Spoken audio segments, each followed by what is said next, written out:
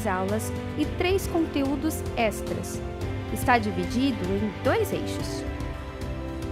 No primeiro, serão apresentados os princípios básicos da nossa prática de comunidade cristã. Isso inclui a visão, missão e filosofia ministerial da IBAB, que são fundamentos para o desenvolvimento e fortalecimento dos relacionamentos espirituais. No segundo eixo, conjunto de aulas, serão apresentados os princípios do que é a liderança facilitadora.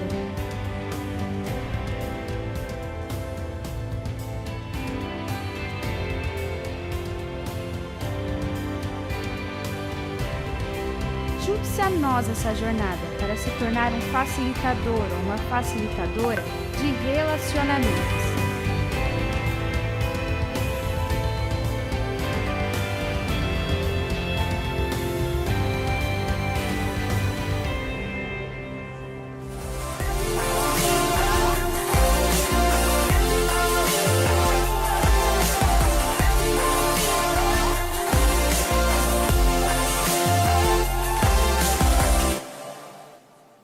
Boa noite a todos.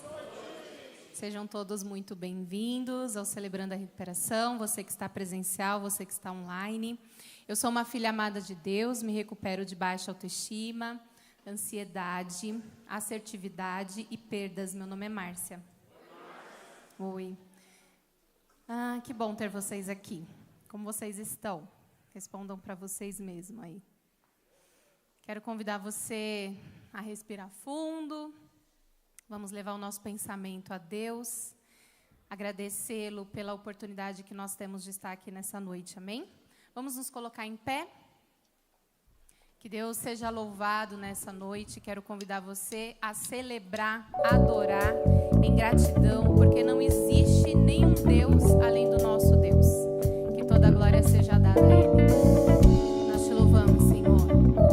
Tu és a razão das nossas vidas, Pai. Vamos com as palmas louvar ao nosso Deus.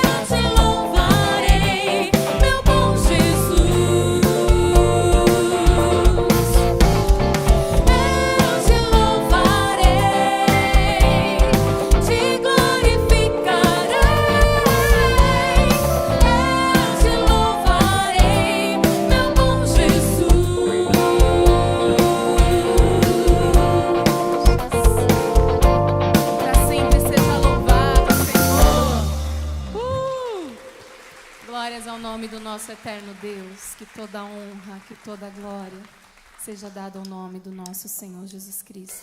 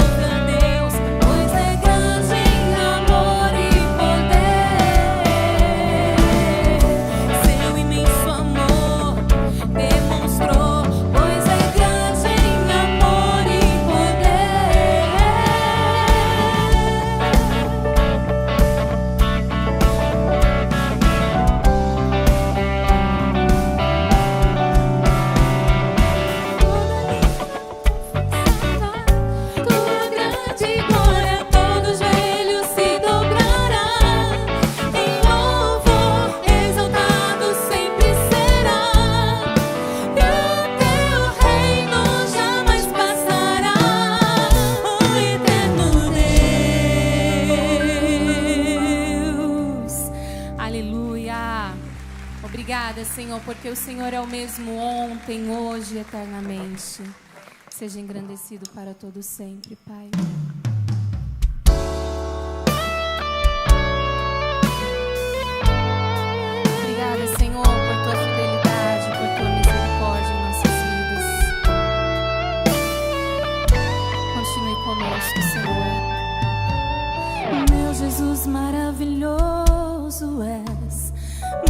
inspiração a prosseguir.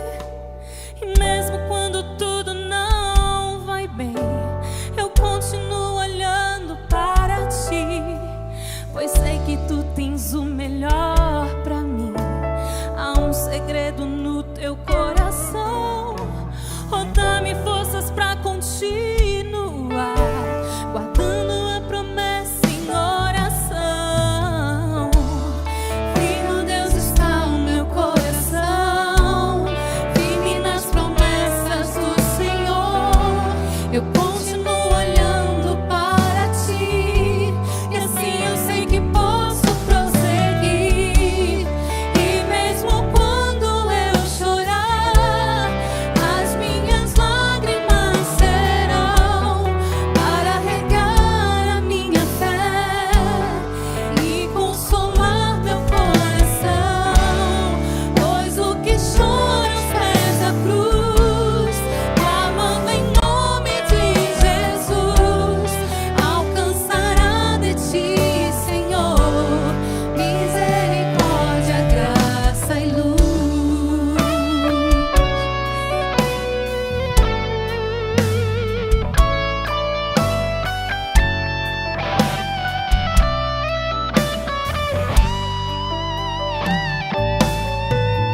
Teu grande amor não cessa, eterno e não tem fim.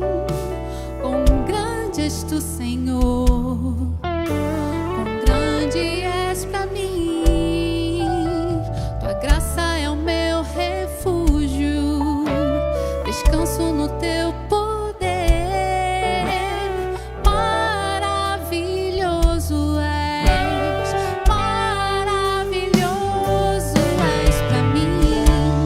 Firme, ó Deus, está o meu coração, firme nas promessas do Senhor. Eu continuo olhando para ti, e assim eu sei que posso prosseguir. E mesmo quando eu chorar, as minhas lágrimas serão para regar a minha fé e consolar meu coração. Pois o que chora aos pés da cruz, clamando em nome de Jesus, alcançará de ti, Senhor, misericórdia, graça e luz. Firme, ó Deus, está o meu coração, firme nas promessas do Senhor. Eu continuo olhando para ti, e assim eu sei que posso. E mesmo quando, pois eu vou chorar, as minhas lágrimas serão para regar a minha fé e meu coração. Pois o que chora aos pés da cruz, alcançará de ti, Senhor, misericórdia, graça e luz.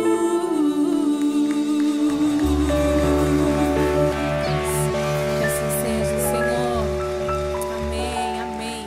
Obrigada, Jesus. Deus abençoe. Podem se assentar, por favor.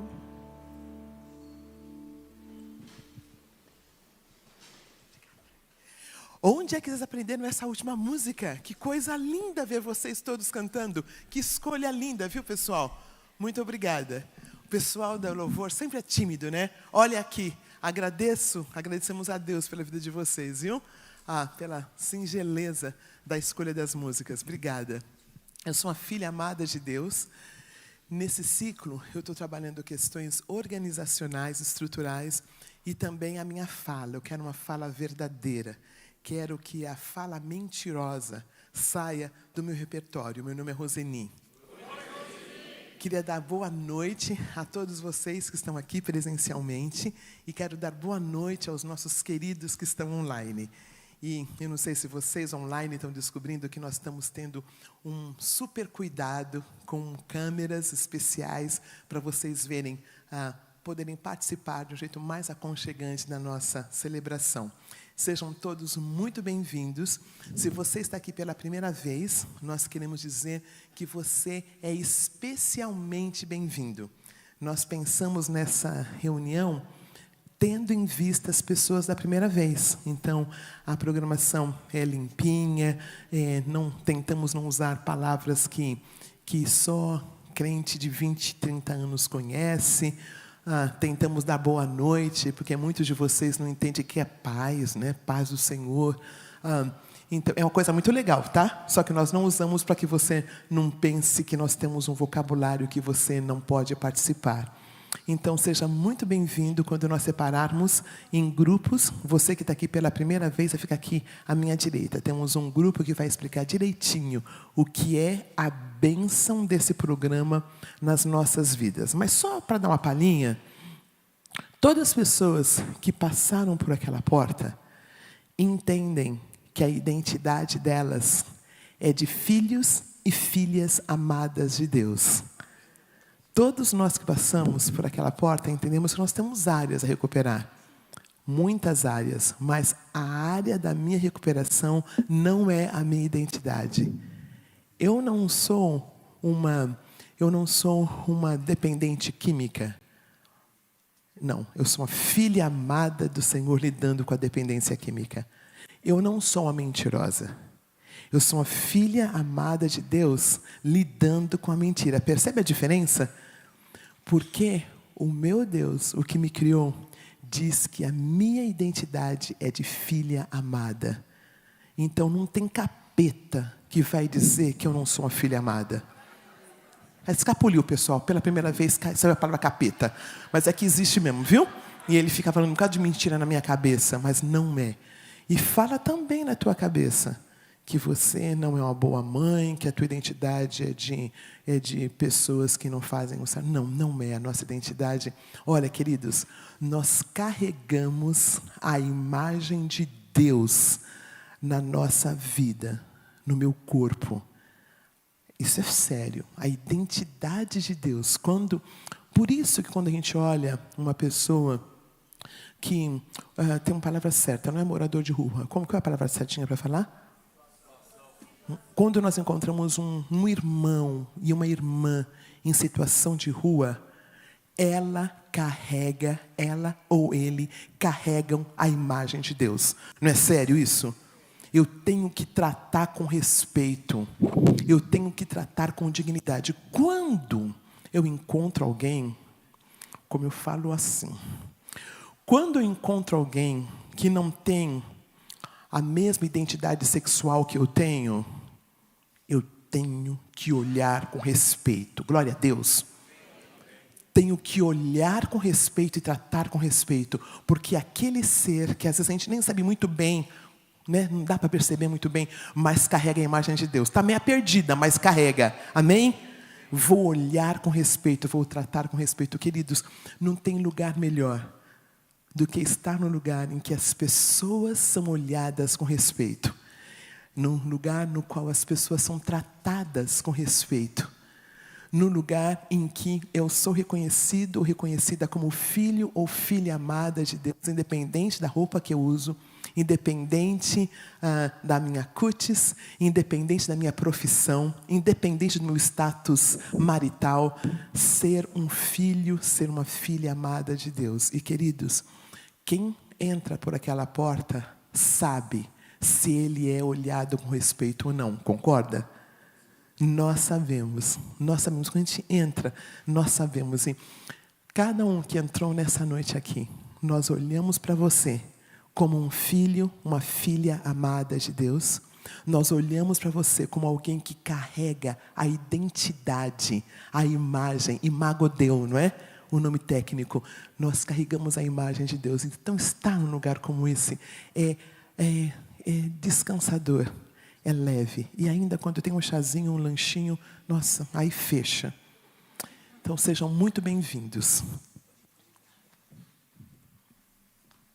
E bem-vindas. Boa noite. Boa noite. Eu sou o Carlos. Eu sou um filho amado de Deus. tratando de codependência, ira e ansiedade. Eu sirvo na Conexão e no grupo de apoio de codependência, e às quintas-feiras eu pratico o CR Vôlei ali na quadra, ali, às 20h. Eu sou uma filha amada de Deus, me recuperando de procrastinação, orgulho, religiosidade. Eu sirvo na comunhão e sirvo as crianças no Kids. Vamos ler os 8 princípios? Suzana! Vamos lá, princípio 1. Reconheço que não sou Deus. Admito que sou impotente para controlar minha tendência para fazer coisas erradas e que a minha vida está fora de controle. Felizes as pessoas que sabem que são espiritualmente pobres. Princípio 2. Acredito de todo o coração que Deus existe, que Ele se importa comigo e que me tem o poder de me ajudar em minha recuperação. Felizes as pessoas que choram, pois Deus as consolará. Princípio 3. Conscientemente, escolho confiar toda a minha vida e minha vontade aos cuidados e controle de Cristo. Felizes as pessoas humildes. Princípio 4. Abertamente analiso e confesso todas as minhas falhas a mim mesmo, a Deus e a alguém da minha confiança. Felizes as pessoas que têm o coração puro. Princípio 5. Peço humildemente que Deus remova meus defeitos de caráter e voluntariamente submeto-me a cada mudança que Ele queira fazer em minha vida. Felizes as pessoas que têm fome e sede de fazer a vontade de Deus. Princípio 6. Examino todos os meus relacionamentos, oferecendo perdão àqueles que me fizeram mal e reparo os danos que causei a outras pessoas, exceto quando fazê-lo provocaria mais danos a essas pessoas ou a outros. Felizes as pessoas que têm misericórdia dos outros. Princípio 7. Reservo diariamente um tempo com Deus para autoavaliação, leitura da Bíblia e oração, a fim de conhecer a Deus e a sua vontade para a minha vida e obter força para segui-lo. Princípio 8. Entrego-me a Deus a fim de ser usado para levar essas boas novas a outros, tanto pelos meus exemplos quanto pelas minhas palavras. Felizes as pessoas que sofrem perseguição por fazerem a vontade de Deus. Boa noite.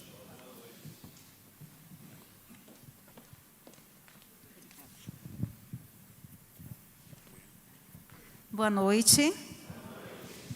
Sou uma filha amada de Deus, me recuperando de controle, procrastinação e codependência emocional, lidando nesse ciclo com ansiedade. Meu nome é Fábia. Vamos ler a oração da serenidade? Deus, conceda-me serenidade para aceitar aquilo que não posso mudar, coragem para mudar o que posso e sabedoria para discernir entre uma e outra, vivendo um dia de cada vez, apreciando o momento de cada vez, recebendo as dificuldades como um caminho para a paz, aceitando como Jesus este mundo pecaminoso como ele é, e não como eu gostaria que fosse, confiando que o Senhor tudo fará se eu me entregar à sua vontade, pois assim poderei ser razoavelmente feliz nessa vida e supremamente feliz ao seu lado para sempre. Amém. Boa noite.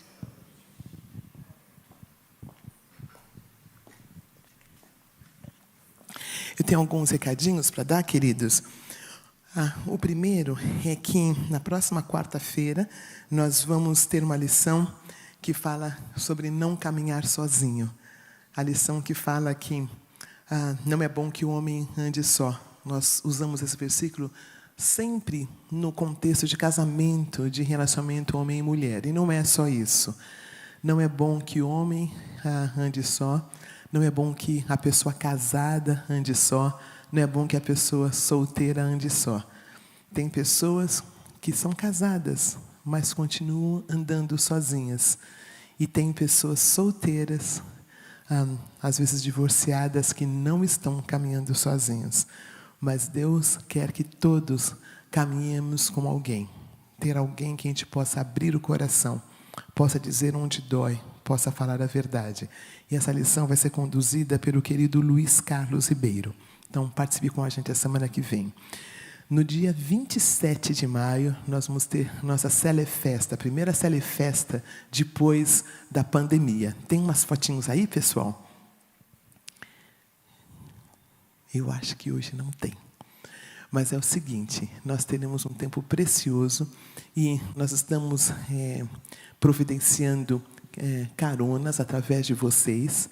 Então, se inscreva. Tem uma foto? Não tem uma fotinho, não? Para a gente passar?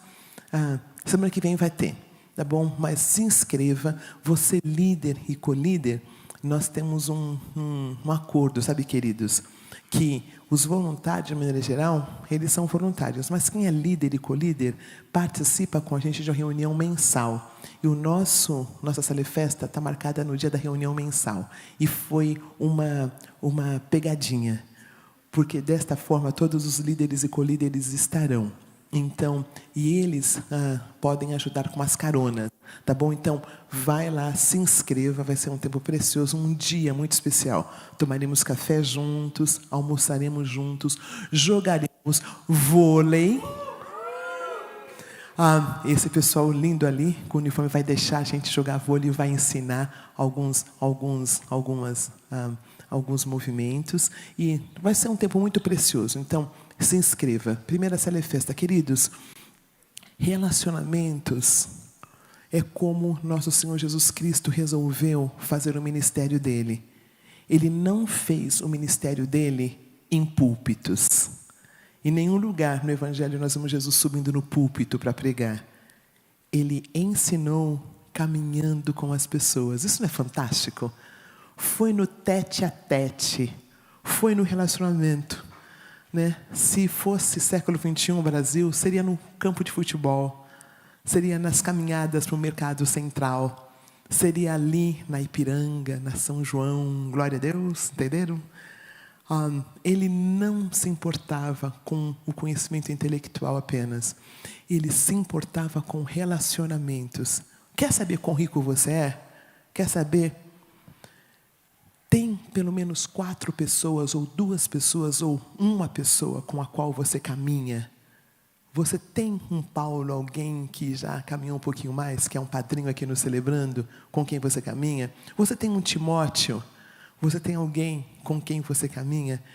Relacionamento é a base da nossa vida. Não é o dinheiro financeiro. São os relacionamentos, e nós cultivamos relacionamento. Então, Celefesta é muito importante. Se você é líder ou não for, você está despedido. Nunca mais vai ser líder no Celebrando. Pronto, falei. Né? É muito importante, é muito importante. Tá? Nós passamos nossa agenda ano passado para todos os líderes. Então, a não ser que seja uma emergência, obviamente. Então, inscrevam-se logo depois na nossa lojinha. Nós temos nossa lojinha abençoada, que subsidia nosso lanchinho.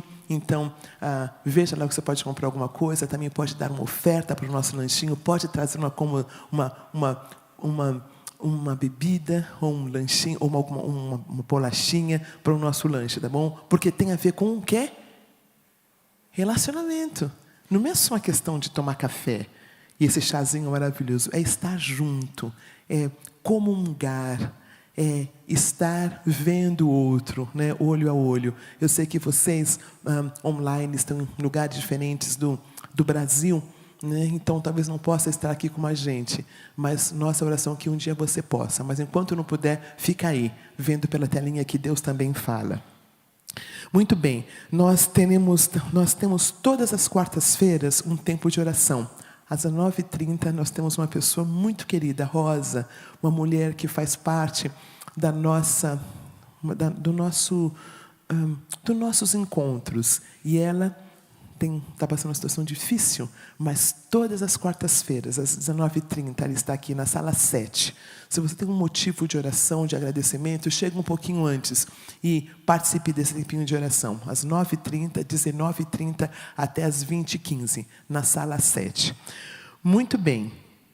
Hoje nós temos uma lição através da vida. A lição passada foi sobre ação.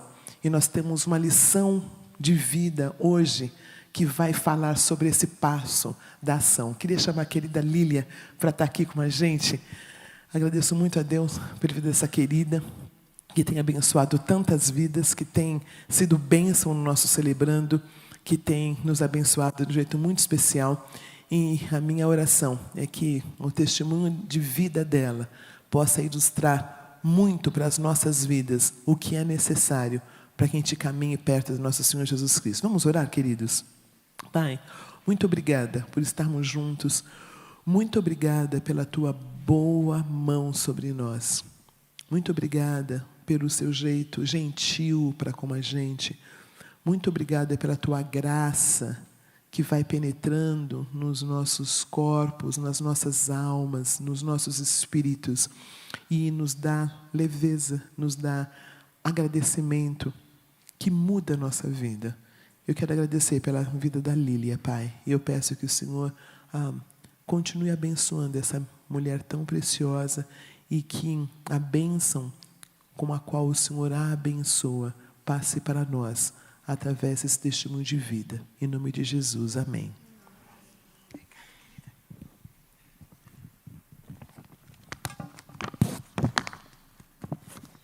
Boa noite.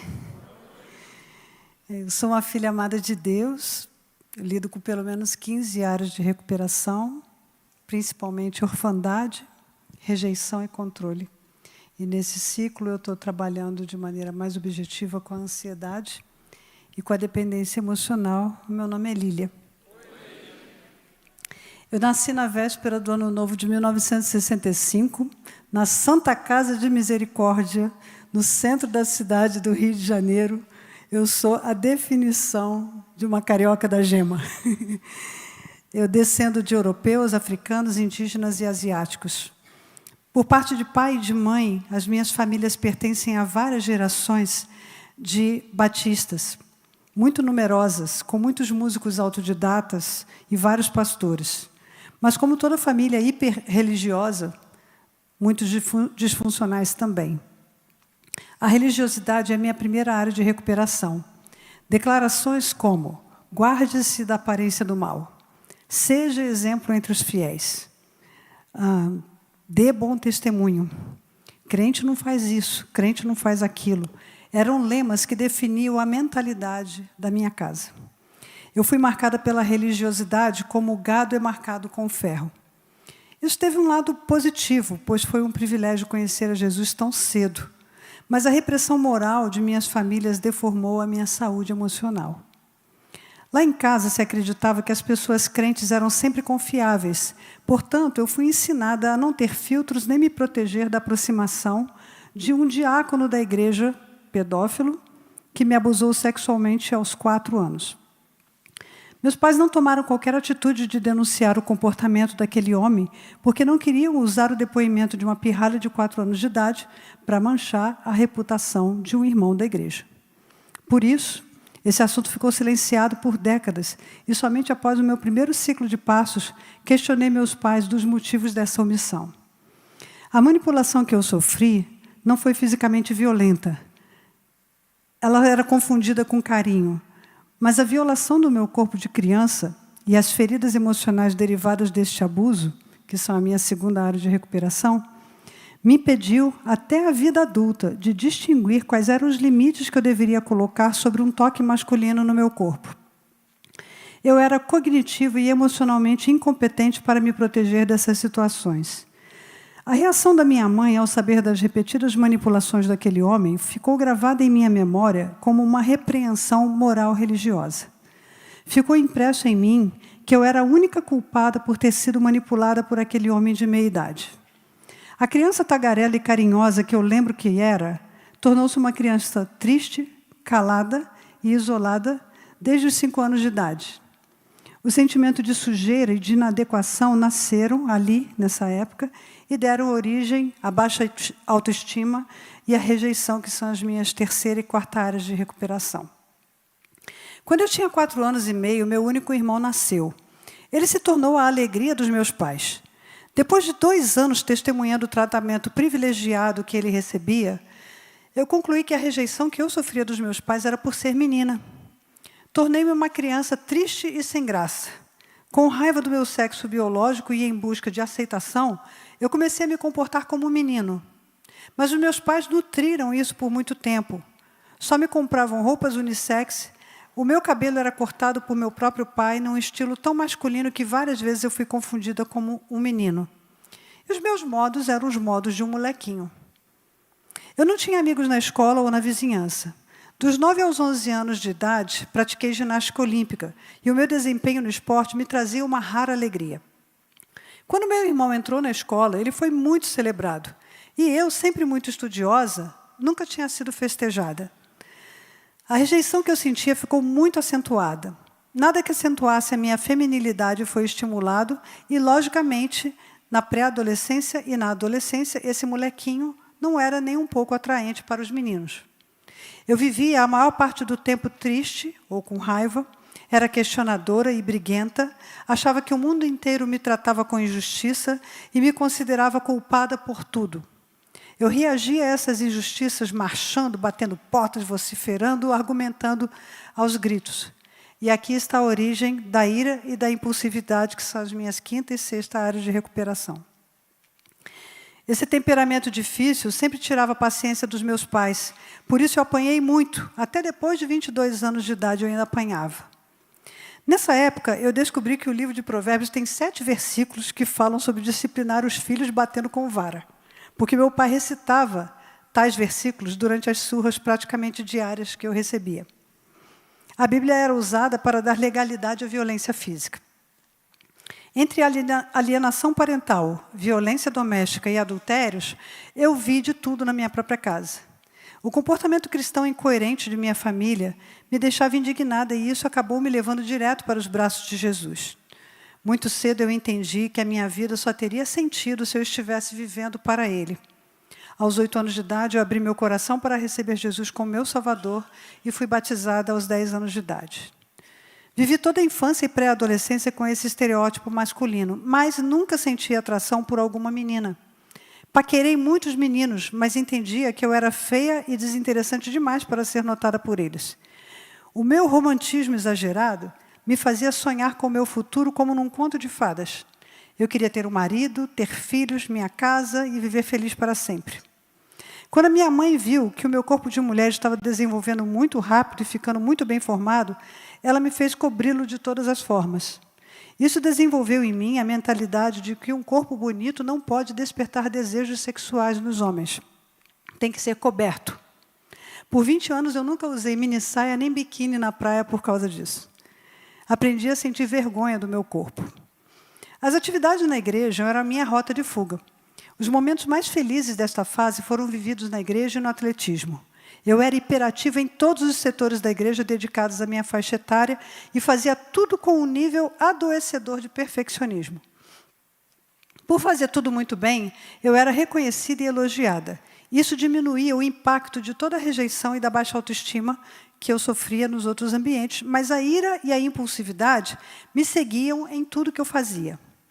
Quando eu tinha 10 anos, o meu pai se compreendeu vocacionado ao ministério pastoral. Ele interrompeu suas infidelidades conjugais, entrou no seminário e foi ordenado ao ministério pastoral quando eu estava com 13 anos. E assim fomos transformados numa família pastoral. E a religiosidade familiar se tornou patológica em nossa casa. Naquela cultura, uma filha de pastor não tinha o direito de viver nenhuma crise na adolescência. Eu fui obrigada a pular direto para a fase adulta, sem o direito de vivenciar este importante período de iniciação. Uns meses após a ordenação do meu pai, eu menstruei pela primeira vez. E quando recebi o meu primeiro pacote de absorventes, eu fui ameaçada por ele com as seguintes palavras: se algum dia você ficar grávida antes do casamento e envergonhar meu ministério, eu te expulso de casa.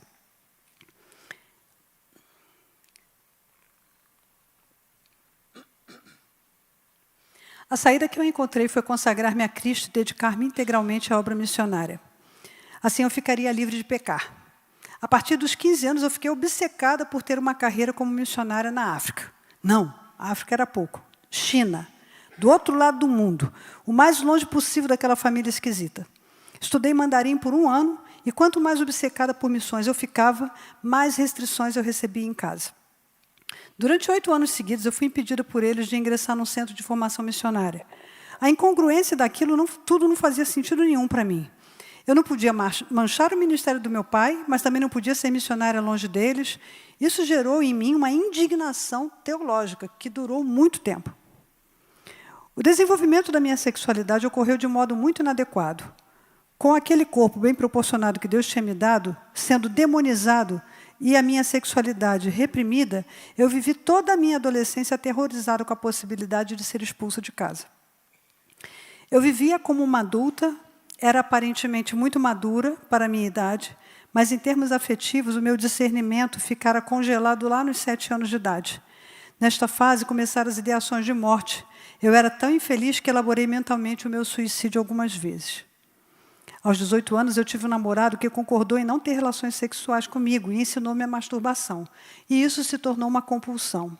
Sempre que praticava, o remorso me dominava, e achando que iria para o inferno por causa disso, recitava versículos bíblicos, expulsava o diabo de mim mesma, jejuava, pedia perdão a Deus, mas sempre recaía.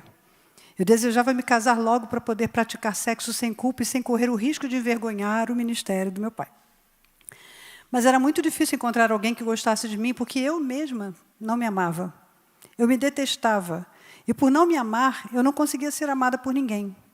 Isso aconteceu dos 18 até os 23 anos. Quando eu já trabalhava como secretária, Deus colocou em meu caminho uma orientadora vocacional, a pessoa que me fez compreender a minha vocação gerencial e estimulou a minha entrada na faculdade de administração. Mas, afetivamente, eu continuava sendo aquela criança ferida. A rejeição em vários namoros piorava tudo. E quando fui verdadeiramente amada por uma pessoa decente, eu afastei essa pessoa. Eu me apaixonava platonicamente por rapazes vocacionados ao ministério missionário, que nunca correspondiam aos meus sentimentos. Ao me sentir rejeitada, eu me colocava na outra ponta da gangorra. Me entregava a relacionamentos com homens tóxicos, sem qualquer compromisso com Jesus, e que me tratavam como objeto. Minha absurda carência afetiva, necessidade de aceitação e falta de inteligência emocional me faziam repelir o amor verdadeiro e preferir companheiros tóxicos. Este comportamento autodestrutivo e sem discernimento me acompanhou dos 16 aos 26 anos de idade e voltou de maneira assoladora por 2 anos após o meu divórcio, quando eu já estava com 40 anos. Como não me sentia querida nem amada por ninguém, a vida ministerial continuava sendo a minha rota de fuga. Meu comprometimento, talento e qualidade perfeita do meu trabalho eram celebrados por meus líderes. Isso me levou a ocupar importantes posições de liderança em minha denominação, chegando a níveis nacionais dos 20 até os 45 anos.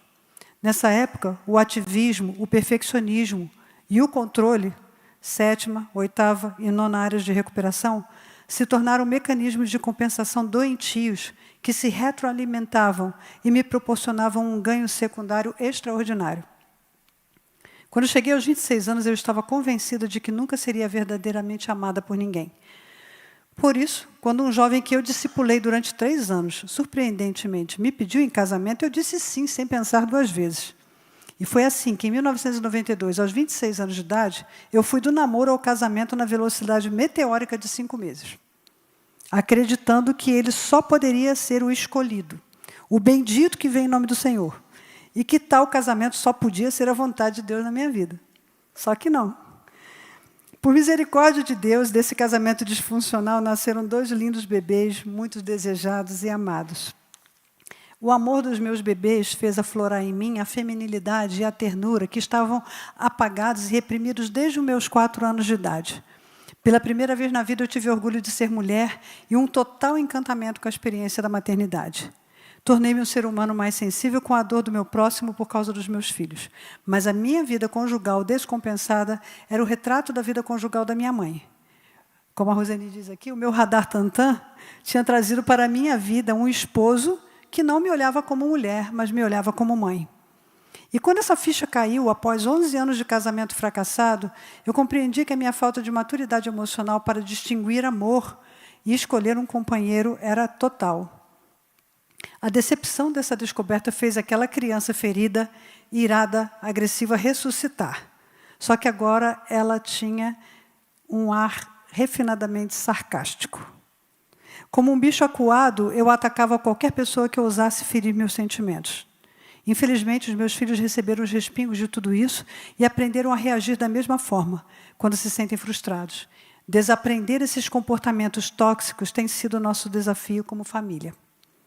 Se na vida pública o ativismo e o perfeccionismo eram os mecanismos de compensação, a minha vida privada era dominada pela dependência e pela codependência. 10ª e 11ª áreas de recuperação. Essas companheiras inseparáveis pareciam parceiras de tango. Incontáveis foram as situações nas quais eu manipulei e controlei o meu marido e fui manipulada e controlada por ele. Nos 11 anos de casamento, nós somamos 15 anos de terapia dos cônjuges e dos filhos. E nessa engrenagem doentia, nós possuíamos expectativas totalmente equivocadas um sobre o outro, porque não tivemos discernimento para entender o que nós desejávamos, o que nós queríamos e o que nós necessitávamos. Não havia o que consertar. Em 2004, eu pedi o divórcio e em 2005, aos 40 anos, no processo consensual, estávamos divorciados. A ideia era continuarmos amigos pelo bem das crianças. Então vem o meu fundo do poço. Durante os anos de casada, eu me tornei professora de teologia e essa foi a minha principal ocupação de 98 até 2011. Mas a reconstrução da vida com 2 filhos pré-adolescentes, sendo uma teóloga e divorciada, não foi brincadeira. Quando me desliguei da docência teológica, eu tornei-me professora em faculdade de administração, gestão de RH e engenharia de produção. Quando enfrentei a primeira demissão de toda a minha carreira profissional, tornei-me empresária, mas a reentrada na ambiência corporativa foi muito turbulenta. Entre 2011 e 2013, eu fui demitida de 5 empregos. Essas demissões coincidiram com processos judiciais que o pai dos meus filhos e a sua nova esposa começaram a mover contra os meninos para retirar ou reduzir a pensão alimentícia. Esses processos nos arrastaram para os tribunais de 2008 até 2012.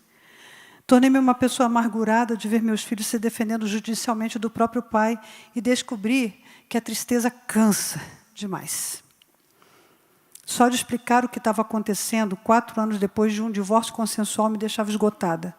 Na igreja, as escutas eram cheias de juízos de valores. Fiz terapia por mais 4 anos, mas não me sentia suprida. Não desenvolvi amizades espirituais e só Deus sabia o tamanho da minha dor. O meu comportamento isolado foi convertido em introspecção, vida contemplativa, de oração, e decidi que era tempo de emudecer. O meu fundo de poço aconteceu em 2013, um dos anos mais turbulentos da minha vida. Enfrentei desafetos e assédios nas tentativas de contratação, com amigos, com líderes, com um noivado que não deu certo, abandono dos poucos que me eram próximos. Quando o desemprego se estendeu por muito tempo, nós precisamos receber cesta básica da igreja, e eu me senti muito humilhada. Todos os meus gatilhos estavam acionados, e o pouco equilíbrio emocional que me restava capotou, quando, após conseguir ser contratada numa universidade, eu fui demitida 4 meses depois. Antes da última demissão,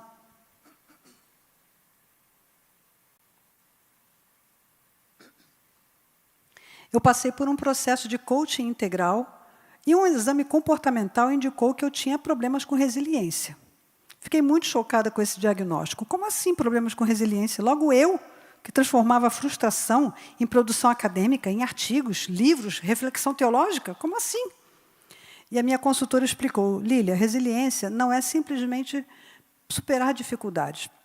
Tem muito mais a ver com a forma como você atravessa essas crises. E o seu teste mostrou que você supera essas dificuldades com muita raiva e com muita inconformidade. Se o ano de 2003 foi aquele ano que eu afundei por causa do divórcio, 2013, 10 anos depois, foi novamente o ano em que eu morri, só que dessa vez para a imagem que eu tinha de mim mesma. Quando esse diagnóstico sobre resiliência chegou, sem dinheiro para a terapia, eu me inscrevi no meu primeiro ciclo de passos do Celebrando da minha igreja, para tratar ira e impulsividade. Comecei a aprender o nome de todas essas áreas de recuperação que eu mencionei até aqui. O princípio 1 foi o que mais me sacudiu neste primeiro ciclo. Reconheço que não sou Deus. Admito que sou impotente para controlar a minha tendência de fazer as coisas erradas e que a minha vida está fora de controle. Para uma pessoa controladora e codependente, reconhecer que não é Deus é um atestado de derrota. E é isso mesmo. Escrever o inventário, no princípio 4, me fez compreender a anatomia da minha ira e da minha impulsividade. Eram processos recorrentes e eles aconteciam numa certa ordem, sempre que eu me sentia desrespeitada, abandonada e desprezada por pessoas que eu amava. Eu entendi que a ira e a impulsividade não eram a raiz do problema, eram sintomas, a ponta do iceberg, das coisas invisíveis da minha história. Elas funcionavam assim, mais ou menos. Eu ficava afetivamente decepcionada, me sentia rejeitada, manifestava essa rejeição com acessos de ira, afastava as pessoas de mim, porque quem aguenta ficar perto de gente irada? Aí, para atrair as pessoas de volta para mim, eu usava a codependência para manipular o afeto. E aí eu era novamente decepcionada, novos acessos de ira, e isso se repetia na minha vida de maneira incansável.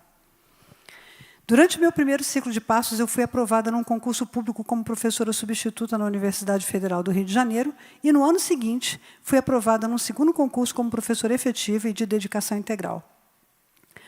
Após 4 anos de sucessivos desempregos, eu vi aquela estabilização profissional como um galardão. Cheguei a acreditar que o sofrimento que eu tinha passado até ali era para ser uma antecipação daquela glória que eu ia ter dali para frente, de ser professora estabilizada na universidade mais renomada do país.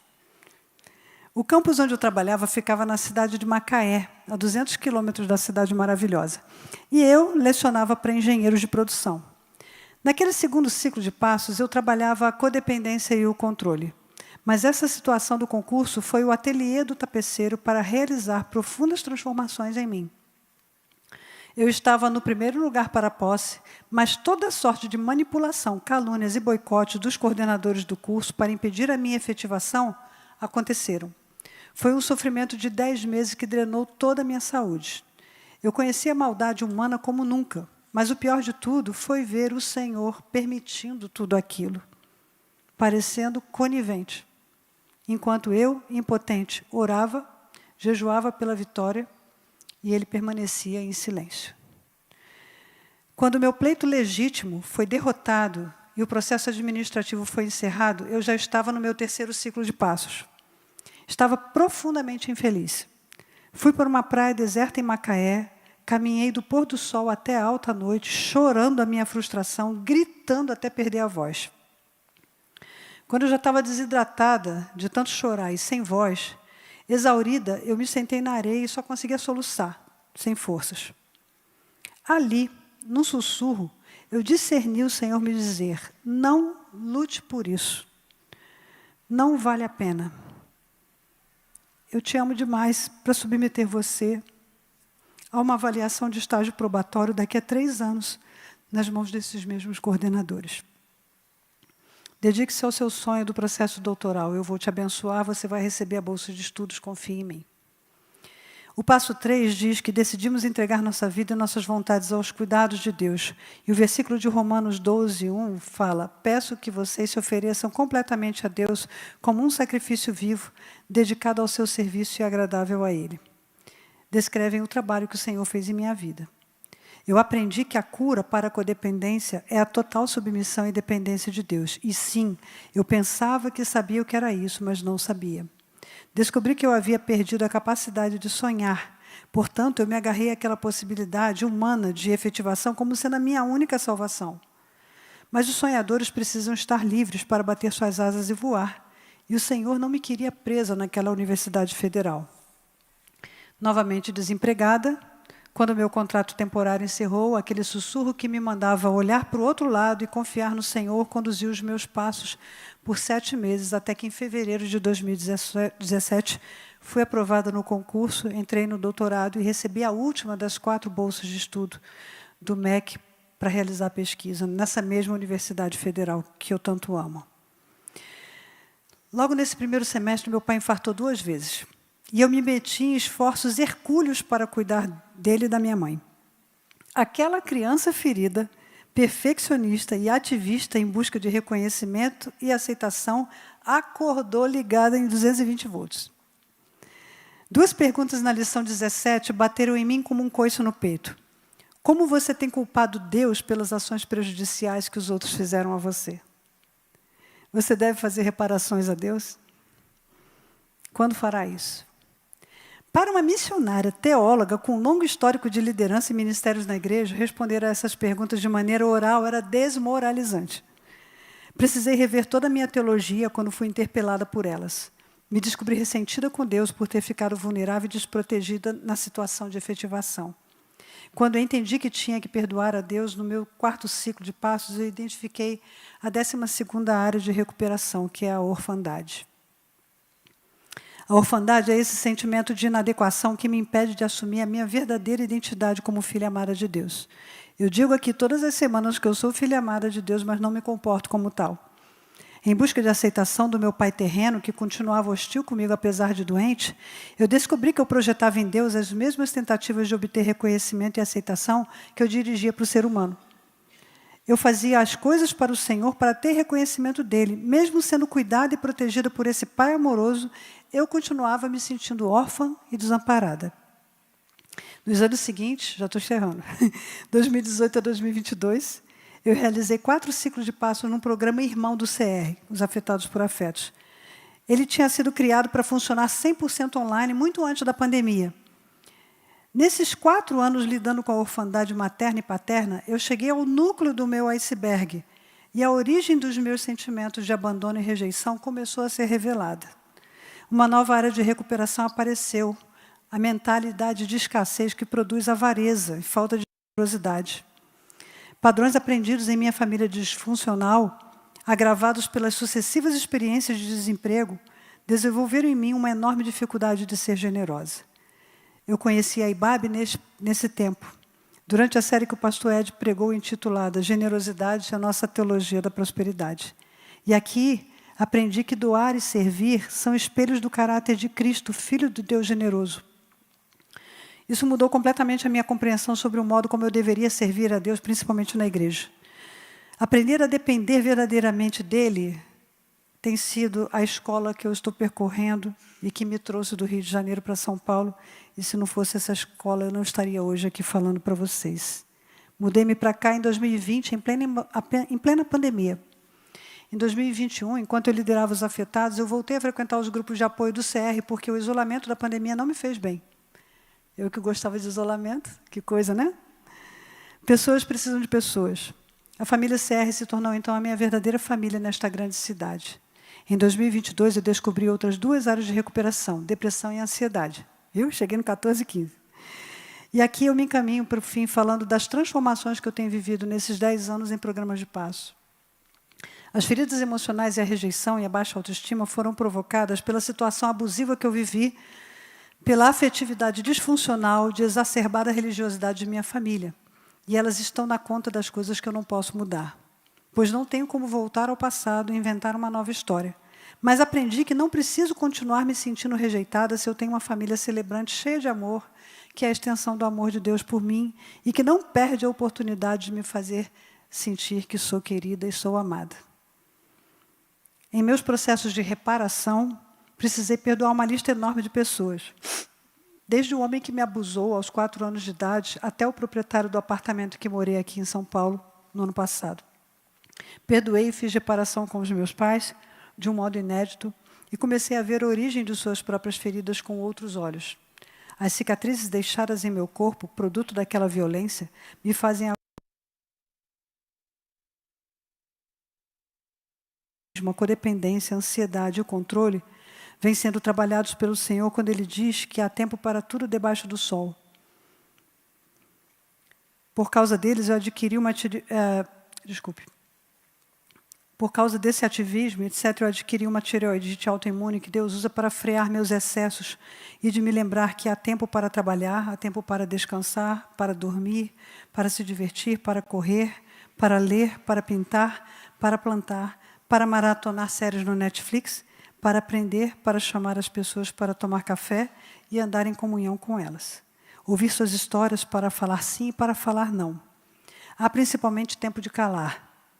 Isso tem me ensinado a respeitar meu corpo, meus limites, não querer controlar nem liderar nada, não cultivar um perfeccionismo doentio, mas continuar fazendo as coisas com excelência de maneira leve. Ajudar a servir o lanche aqui na quinta-feira tem me proporcionado uma rara alegria e me curado nessas áreas. E liderar o grupo de passo presencial também tem sido um presente de Deus. A ira e a impulsividade vêm sendo tratadas desde 2013. Meus progressos e avanços nessa área são constantes. Eu aprendi que reagir irada é sempre uma escolha que eu faço. Decorei a oração da serenidade num congestionamento de 2 horas, num percurso de 34 quilômetros, quando eu repeti 17 vezes a oração enquanto dirigia, sem explodir uma única vez no meu primeiro ciclo de passo. Mais recentemente, eu fiz uma formação profissional em mediação de conflitos, para aprender sobre comunicação não violenta e como conciliação. E estou desenvolvendo uma comunicação assertiva e carinhosa. A orfandade, a depressão e a ansiedade estão sendo tratadas junto com a dependência emocional e a avareza. Tenho descoberto que, primeiro, eu não tinha a menor ideia do que era o tal impressionante, infinito e ousado amor de Deus que a gente canta aqui. Segundo, Deus me ama muito mais do que eu imagino que me ama. E terceiro, eu não era nada submissa a Deus, pois se Deus quisesse me proteger de algo que não era bom para mim, eu esperneava como aquela criança birrenta. No grupo de apoio de perdas, eu descobri que a perda do emprego acarreta perda de identidade, de dignidade e de alegria. Também descobri que, por conta das tantas dificuldades financeiras que enfrentei nesta sequência de desempregos, a escassez assumiu a proporção de uma entidade e que ela me desafia todos os dias. Sem emprego formal e dependendo do empreendedorismo, eu estou engatinhando na confiança plena sob o sustento de Deus para nutrir a minha mente com criatividade, para me trazer clientes e me fazer crescer. Aprenda primeiro a colocar o pé para que depois Deus me mostre o chão. Tenho aprendido a consultar o Senhor e esperar que a opinião dele seja determinante em cada decisão que eu devo tomar. O Espírito Santo tem muita paciência, porque o meu aprendizado nessas áreas é muito lento, mas eu sigo aprendendo um dia de cada vez. Por fim, quero deixar algumas palavras de encorajamento para você. Tenha coragem, não tenha medo. Admita, verbalize o nome das suas áreas de recuperação. Somente pessoas extremamente corajosas conseguem expor suas vulnerabilidades e, por isso, elas criam mais conexões. Seja profundo, não fique embromando, não fique rodopiando em torno do problema que precisa ser tratado.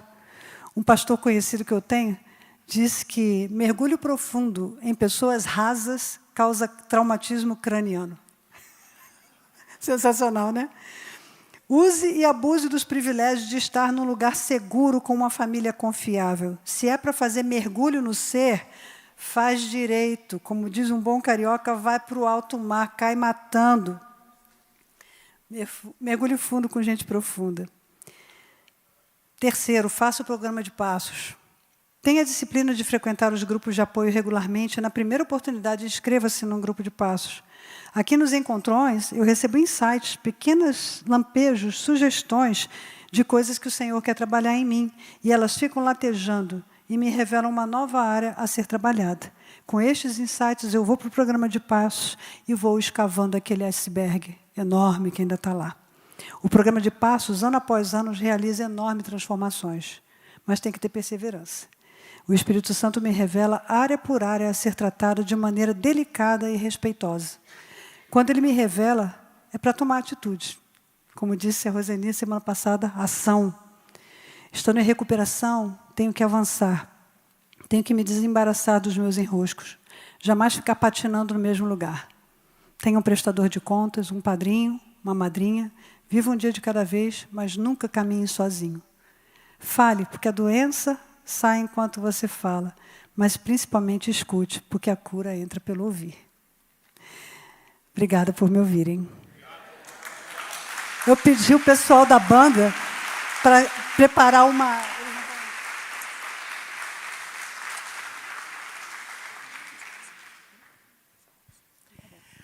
Muito bem, queridos.